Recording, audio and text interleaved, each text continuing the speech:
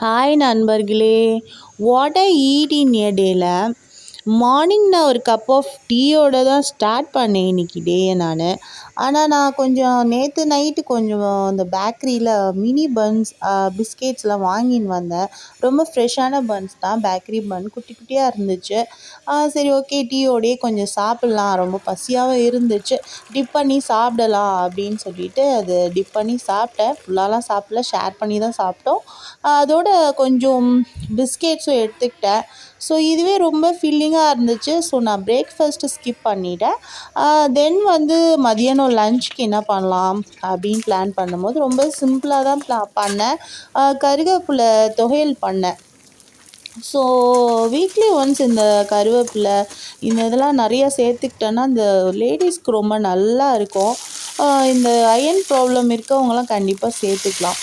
So நான் என்ன பண்ணேன், கருவேப்பிலை வாங்கின்னு வந்த உடனே ஒரு தொகையில் ஒன்று போட்டுருவேன். ஸோ இதில் வந்து நான் கண்டிப்பாக தக்காளி சேர்ப்பேன். அப்போ தான் கொஞ்சம் புளிப்பு டேஸ்ட் நல்லாயிருக்கும். இல்லைன்னா இது கொஞ்சம் கருவேப்பிலை கொஞ்சம் கசக்கும். அதோட ரைஸோடு வந்து நம்ம சேர்த்து சாப்பிடும்போது ரொம்ப டேஸ்டியாக ரொம்ப எம்மியாக இருக்கும். ரைஸ்க்கு வந்து நான் பருப்பு சாத பொடி தான் போட்டேன். பருப்பு சாத பொடியும் நெய்யும் போட்டு நாங்கள் இப்போ எடுத்துக்கிட்டோம். அதோடு இந்த தொகையல் கருவேப்பிலை தொகையிலும் வச்சுக்கிட்டு இன்றைக்கி கொஞ்சம் ஹெல்த்தியாகவும் இருந்தது, ரொம்ப சிம்பிளாகவும் இருந்தது. லன்ச்சு ரொம்ப ஹெவி இல்லை. அதோடு எங்களோட வீட்டு மாம்பழம் தான் ரொம்ப டேஸ்ட்டாக இருந்துச்சு. ரொம்ப ஸ்மெல்லு பார்த்திங்கன்னா அந்த அந்த கிச்சனே ரொம்ப வாசமாக இருந்துச்சு. அதோடு அந்த மேங்கோ நல்லா பெருசு, ரொம்ப டேஸ்டியாக இருந்துச்சு. டின்னருக்கு ஆஸ் யூஷுவல் என்ன பிளான் பண்ணலான்னு பார்க்கும்போது சப்பாத்தி தான் பிளான் பண்ணியிருந்தேன். சப்பாத்தி வித் தக்காளி தொக்கு தான்.